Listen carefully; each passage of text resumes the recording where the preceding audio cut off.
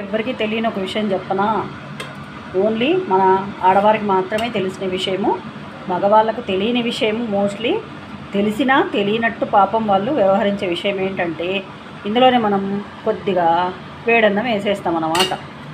వేడన్నం వేసేసి నీట్గా కలిపేసి వేడి పులిహోర అని చెప్పేసి పెట్టేస్తే పాపం మగ మహారాజులు ఆనందంగా తినేస్తారు.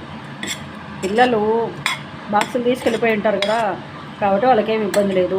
వాళ్ళు ఇంట్లో ఉన్నా కూడా పెద్దగా పట్టించుకోరు, ఎందుకంటే పులిహోర తినేది వాళ్ళు చాలా తక్కువ. పులిహోర ఉన్నప్పుడు నీట్గా, ఎందుకంటే చిన్నప్పుడు మనం బాక్స్కు తొందరగా పని అయిపోతుంది, మనం తొందరగా తయారు చేసి పంపించాలని చెప్పేసి మనం ఏం చేస్తాం, తక్కువని పులిహోర ఎక్కువ కలిపేస్తాం. అందుకే వాళ్ళు ఈ పులిహోరను చూసి పులిని చూసినంతగానే భయపడతారు అన్నమాట. కాబట్టి పెద్ద అయిన తర్వాత పెద్దగా ఇంట్రెస్ట్ చూపించరు తినటానికి.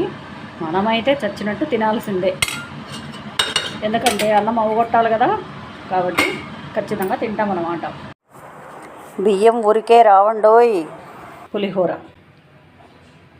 పులిహోర అని ఎందుకు పేరు వచ్చింది అంటే, మన ఇంట్లో పిల్లలు ఈ పులిహోర పెడితే పులిని చూసినంత భయపడి పారిపోతారన్నమాట.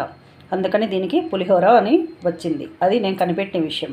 ఎందుకనంటే సాధారణంగా మన ఇంట్లో పులిహోర ఎప్పుడు చేస్తాము, సద్దికూడన్నా మిగలాలి, లేదా పండగన్నా రావాలి.